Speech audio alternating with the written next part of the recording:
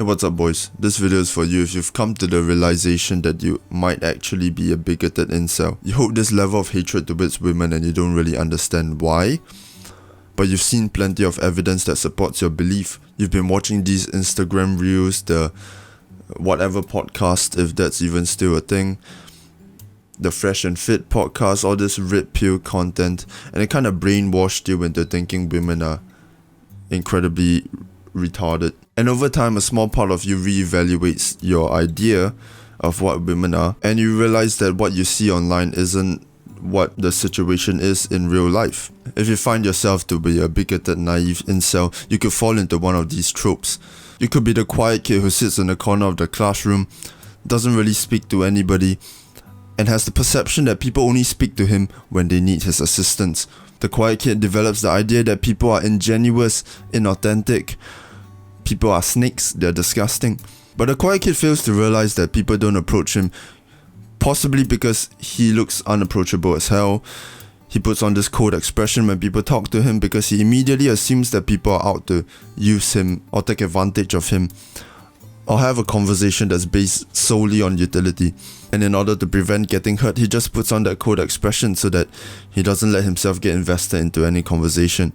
The quiet kid also fails to consider that people are people too. They fear having somebody who doesn't reciprocate their emotions. If somebody is friendly to the quiet kid and the quiet kid puts on a cold expression, those people will fear that their presence is burdening the quiet kid, disturbing them, reflect their own inconsideration of the quiet kid. And naturally, they'll be less likely to approach the Mr. Quiet Kid, right? The incel could also fall into the nice guy trope. He's relatively friendly, he does have friends. He prides himself on selflessly giving himself away to others, listening to other people and not telling anybody his problems. But the nice guy secretly expects a transaction of affection. He does things for others and he believes that he's tanking the weight of responsibility, holding on to pain for another person, providing assistance, and he doesn't need any reciprocation for that because that was what he was put on this earth to do. Now that is valiant and heroic and type beat, but the nice guy actually expects something back, and slowly his resentment accumulates.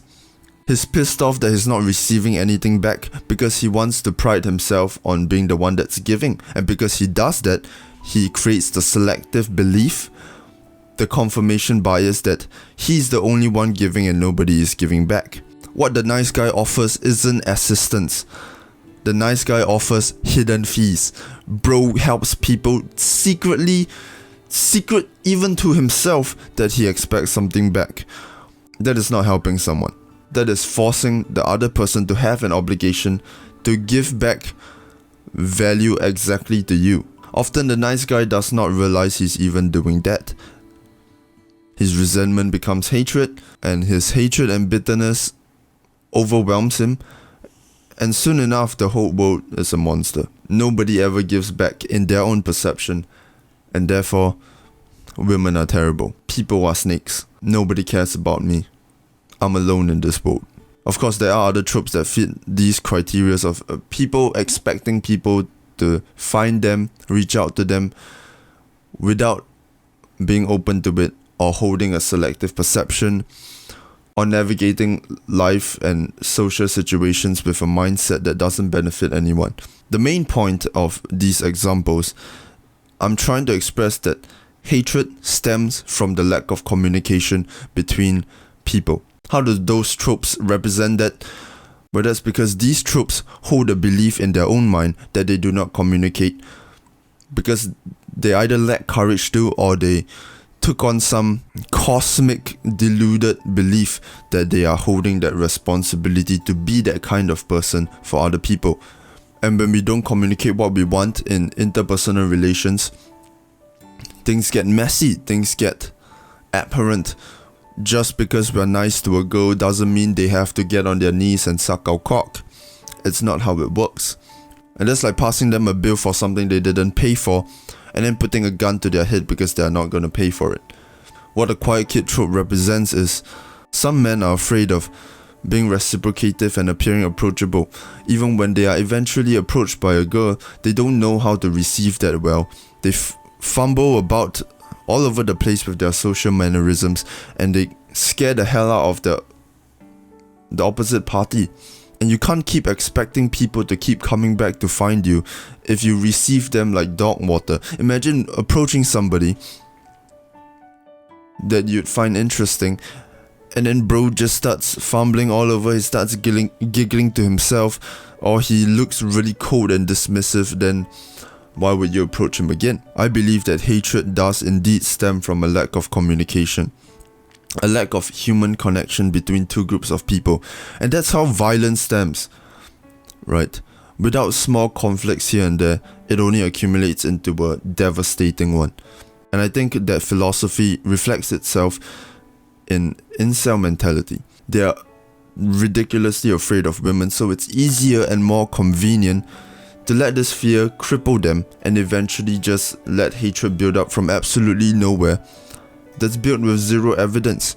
And we know this hatred is very fragile because the second they have a human connection with a female and the female receives them well, their hatred is immediately lifted. That is enough evidence to prove to them that their hatred was entirely self-manifested. They believe they picked up evidence from watching all these Instagram reels and TikToks and Red Pill, Manosphere content and podcasts with absolutely idiotic OnlyFans creators. You know, those Instagram reels where the girls admit to cheating on their spouse or boyfriend, kissing another guy for fun, sleeping with their best friend for fun, and then after that it cuts to the winter arc where the guy starts picking up heavy circles and putting them back down, and then there's text on the screen, "Don't let these women distract you." That's cool and all, but that's like a substrata of disgusting human beings. We can easily make a compilation of disgusting men as well. We lack courage to speak to women because it is marginally different from speaking to men, right? There are other considerations we have to have. Women are generally more reserved. Women are generally going to be a bit more cautious in social interaction because their whole lives they've been told that men are out there to molest them or rape them. So if you find yourself to be a bigoted incel, what you lack could be courage. And because of their lack of courage, you go around picking up evidence to support your belief so that you could justify yourself for being afraid, and that slowly becomes hatred. I suggest that if you want to end this streak of incel mentality, you might want to hold on to the unconditional belief that women will receive you well, and no matter what, you just assume that they'll be reciprocative and excited to speak to you like a normal human being would, right? When you speak to your male friends, you have the assumption that they would receive you well. I mean, they respect you. They're not gonna call you disgusting the second you open your mouth. You hold on to the unconditional belief that women will receive you well, women are good, women are excited to speak to you, and they are generally great people, they are virtuous and kind. Like unconditionally, just hold on to that belief. And then naturally, because of confirmation bias, selective perception, you will naturally start to see more evidence that supports that belief. Of course, your judgment is good enough that you will actually be able to pick up when the person is genuinely a dog shit person. You're just going to keep leaning into the unconditional belief of good. You're going to choose to do that because that's the best way to perceive the people that you want to get closer to. If not, you'll be building relationships with a foundation of doubt. And as you hold on to that belief, you want to deliberately challenge your fears. Push towards discomfort a little bit by a little bit, even in the smallest steps, right? You can simply nod at a girl while walking, and then you'll see that some of them do reciprocate, and if they don't, just keep holding on to the unconditional belief that they eventually will. You speak to cashiers, waiters, and you realize that so many of them are very friendly. This is like me speaking about women like they're some foreign strange alien that we need time to understand, and honestly it kind of seems that way for many guys, but it's a little bit autistic that I'm speaking about it like that, and you don't often hear people speaking about it like that, but this is the way I had to kind of look at it when I was terrified of women. I would drown myself in red pill content, and I was just trapped in a loop of hatred and bitterness that nobody came to find me. Even though I didn't receive people very well, I didn't make it easy for them to come and find me. Other than deliberately building your resilience and holding on to the unconditional belief, you also need to build self-respect so you can stand for yourself and continue to stand up straight and continue trying even when you face failures or you feel like the world is against you.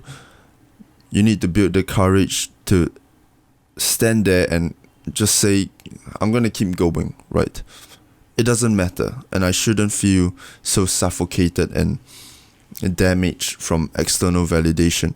And how you build that self-respect is simply keeping promises to yourself. When you repeatedly break promises you've made to yourself, it's like you can't even trust yourself and you feel unstable. That awareness that you can't trust yourself is going to be very damaging. You have low self-esteem, you become more cynical, you get more frustrated, confused, and in situations that matter, you'll crumble because you just can't trust yourself to get it done. So make sure when you say you're going to do something, you do it. If you're going to wake up in the morning at this time, you wake up in the morning at that time. If you're going to fix something, do it. If you're going to try something, try it. And generally from there, your self-respect will go up and the promises you make to yourself will evolve and get bigger, and that's how we conquer bigger things. I love you. You got this. Stop hating women. To better work.